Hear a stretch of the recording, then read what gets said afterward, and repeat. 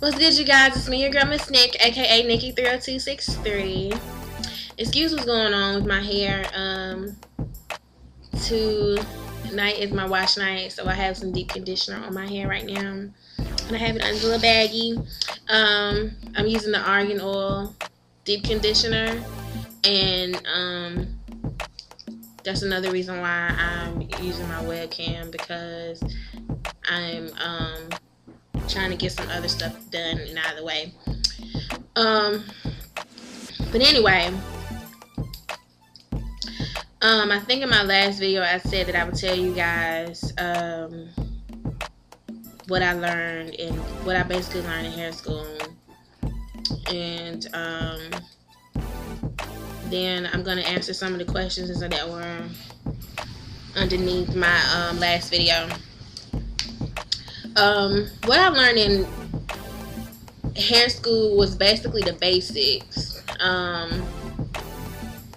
and how to sanitize properly and make sure that I, as a stylist, don't transfer any type of germs or infections from myself to my client, as well as me making sure that I don't pick up anything from my clients or pass something on from client to client. I learned how to cut hair, the different types of ways to cut hair, the angles and degrees to cut hair, different types of haircuts, because there's more than one basic haircut. I learned how to do permanent waving, which in the African American community we call that a jerry curl, but the technical term is permanent waving. I learned different types of relaxers, because there's more than one sodium hydroxide relaxer. It's different types of relaxers. I learned how to do finger waves, which I absolutely love to do. I really didn't learn a lot of the stuff like they teach you on YouTube, as far as like weaving techniques and all that type of stuff. At the school that I went to, they didn't get into all of that. That wasn't part of the curriculum. But I will say a lot of the techniques that I do use, I picked them up from YouTube.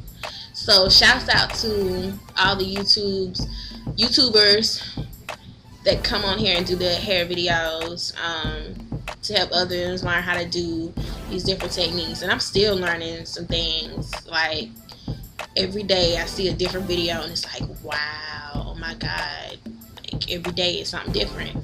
And I just appreciate the YouTube community for posting videos that are very helpful and informative for those of us that love to do hair and those of us that make this out to be a living. I learned a lot in beauty school. A lot of things that you should do, and a lot of things that you shouldn't do. And that's part of the reason why I came on here. In my earlier set of videos, I made my video about co-washing and how I thought it was a bad idea for the hair, as far as getting it to grow and to maintain it properly. And I know a lot of people didn't agree with me and still don't agree with me, and that's cool and that's fine. But that's neither here nor there. I'm not going to get into that anymore. But I learned a lot in hair school that basically will help me as far as making sure that I'm doing what I need to do as far as performing hair services correctly and properly, like how to put on hair color properly. If you've ever seen anybody that did their own hair color at home and it looks like in the back the hair looks lighter and looks darker in the front, like it didn't process evenly, and that's because they didn't put it on right. There's a right way to put on the hair color, which I didn't know. I thought you could just pour it on there and do all this. Well, no, you can't do that, because it's basically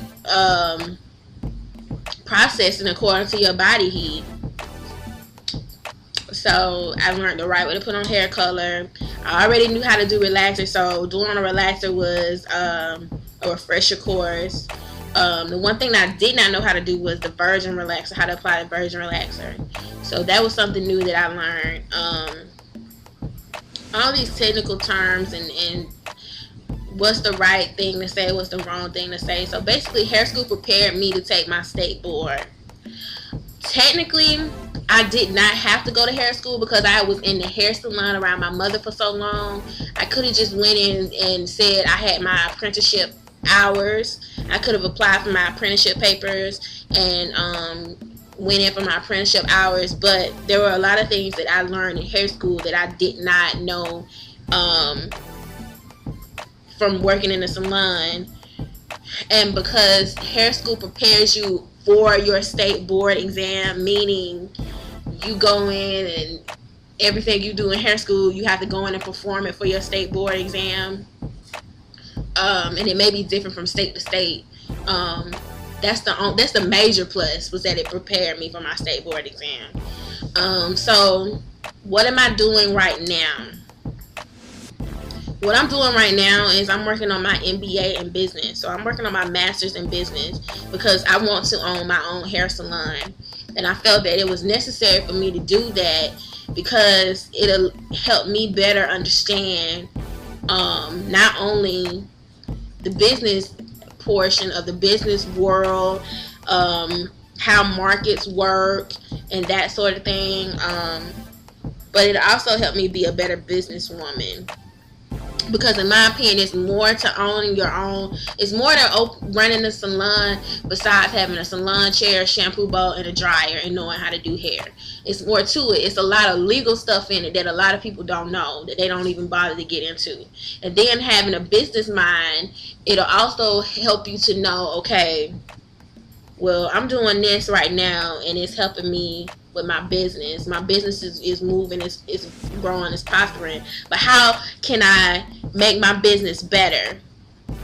Who are my surrounding competitors? Who is going to potentially outdo me in my area as far as my business is concerned? Because whether you know it or not, if you have a salon, the salon down the street is your competition. You may need to be competitive with your pricing. You may need to be competitive with your services. Just knowing the business aspect and how businesses work and operate, how you can, how the government works for business owners, and that sort of thing. I think being in business school right now is helping me out a lot because there's a lot of things that, you know, cosmetology school doesn't teach you about owning your own business. Even though the last part of the cosmetology course is owning a salon and the proper way to run a salon, this, that, and the third, there's a lot of things that they don't tell you that business school will tell you. So someone asked me, should I get my bachelor's in business before going to cosmetology school? I would suggest, because you don't need money through school, I would suggest going to cosmetology school first and then getting your bachelor's in business. Only because you can make money while you're in school, if that makes sense. So while you working on your bachelor's in business, you could be working at a salon. You could be working at a salon getting experience. So when you graduate from your business, getting your bachelor's in business, you can go ahead and open up your salon if you had the money to do so. So that's what I would suggest doing for that. And in my last video, someone asked me what kind of hair was that I had on my head, and that was the Bobbi Boss Indie Remy in an 18 and a 16 inch. I'll be doing a review on that. I'm actually going to talk about that in a later video, so I won't get into that. But yeah, that was Bobbi Boss Indie Remy hair. And stay tuned because I'm going to give you some of my personal tips on what you can do to become a hairstylist or to become a better hairstylist. So stay tuned. I'll see you guys in a second. Okay, you guys, so I'm back, and I have a total of 7 tips Well, 7 things that I basically come up with. And if I think of anything in the future, I'll just mention it in one of my future videos. Number 1, you want to do hair, and you don't want to get in any type of legal trouble or issues, go to cosmetology school so you can get your license. That's going to be the first number 1 thing, because a lot of people don't know this, but just say if you go to someone's house and they don't have license, but they have a salon set up, like they have like a dryer, shampoo bowl, and a salon chair, but they don't have license, and they do something to your hair and they mess it up, you can call your state board of cosmetology and they can fine them a big nasty fine for practicing cosmetology and doing hair without a license. So I would suggest that if you want to be a hairstylist, go to beauty school. Enroll yourself in a beauty school. It's really not, depending on where you go, it's really not that expensive. And you can get the training that you need. You can know how to use chemicals properly, what to mix with what chemicals interact with each other the right way, which chemicals interact with each other the wrong way, the proper way to do things, and different procedures in that nature. And then take your state board exam, which is not hard, and get your license. Number 2, once you graduate from cosmetology school, you may want to find a salon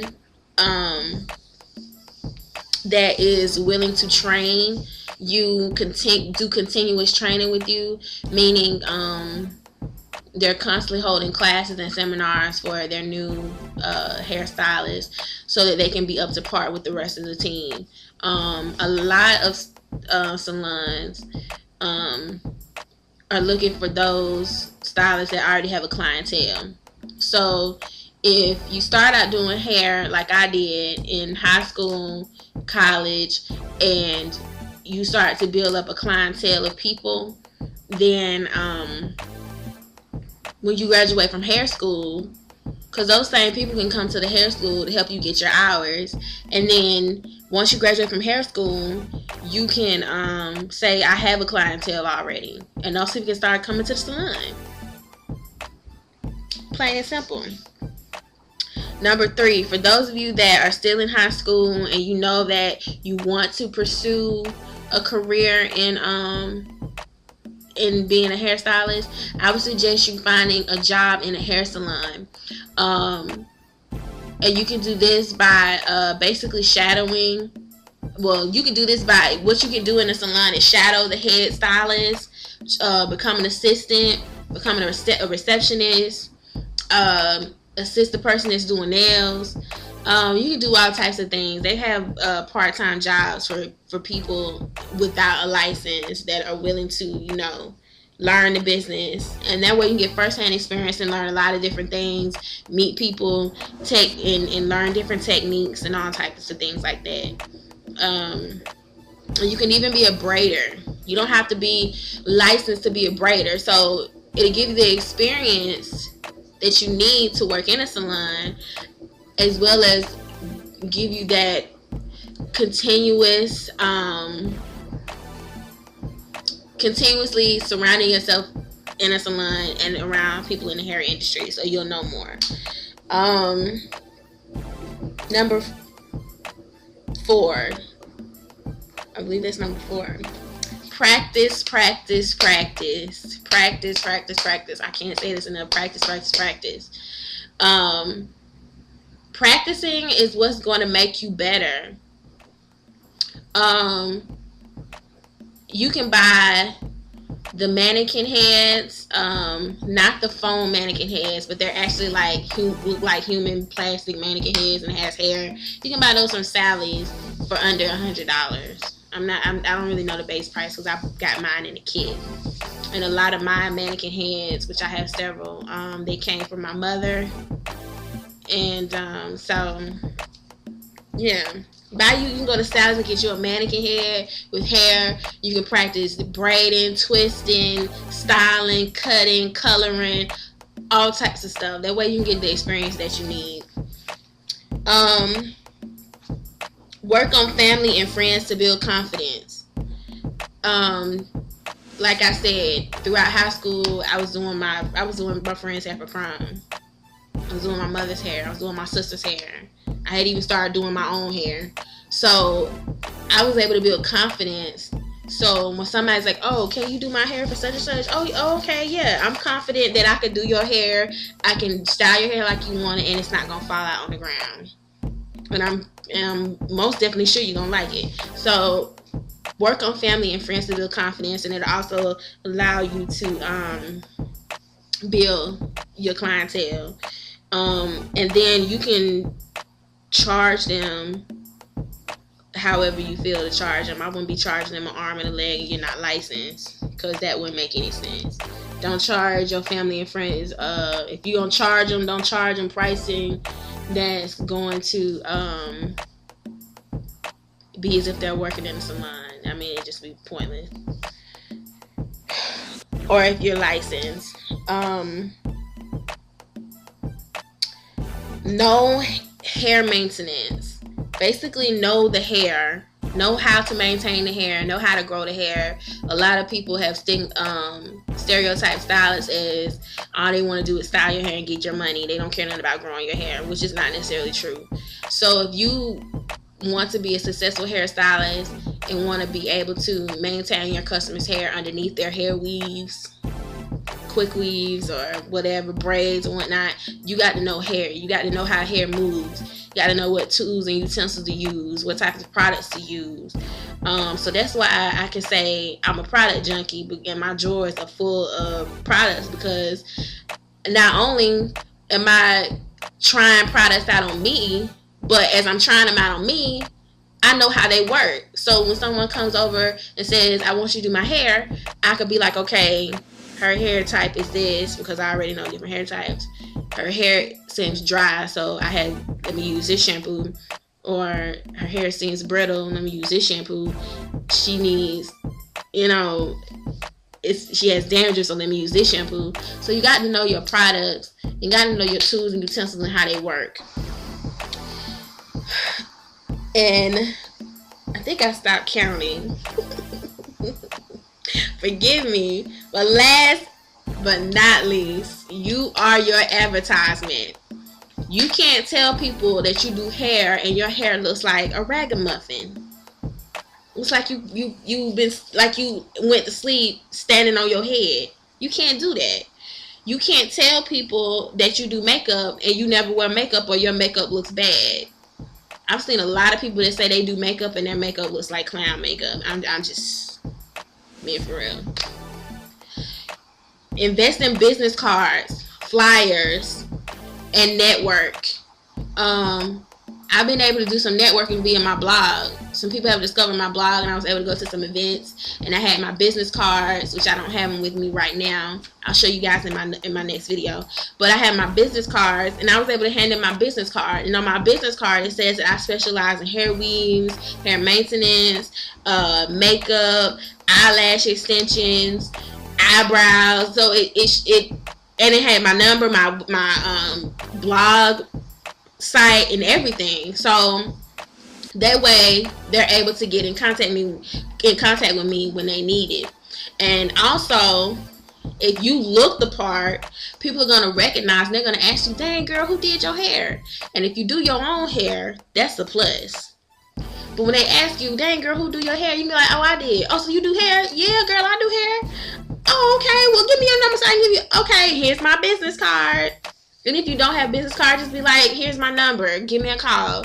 I had someone that approached me in the McDonald's drive-thru. The girl in the McDonald's, oh girl, you always come through here, your hair be so fly. Who do your hair? And I was like, I do my hair. She's like, oh my God, can I get your number? So I gave her my number and went from there. So you are your advertisement. My time is about to cut. So until next time, peace and blessings. I'm sorry, I always hate to end the video when I'm in mid-thought or mid-sentence. Like I was saying, you are your advertisement, so make sure that you always look the part. Your hair has to be on point at all times. I don't care what it is. I know some days I had my bad hair days and I just put my hair in a ponytail and I'm like, whatever. But I would say 95.5% of the time my hair is always styled or laid in some type of way. And when people ask me who do my hair, I can tell them I do my hair. If you trying to do hair, the first person you need to practice on is you. First thing you need to do is your hair. Don't do anything to make your hair fall out, especially if you're just starting out. So I went over the 7 things. It was a total of 7 things that I talked about. And I went over those things thoroughly. I think. And if you have any questions, leave them below in the comment box, and I will address them in my next video. And I probably more than likely will I probably will hook up my other camera so that you guys can see me a little better. Yeah. In my next video, for those of you that desire to own your own salon business, I'm just going to talk about my mother and her salon business, what we did to keep her business afloat, and what I'm doing, what steps I'm taking to prepare myself for my future business, which I plan to open up. So I'm going to finally end this video. Until next time, ladies and gents, peace and blessings.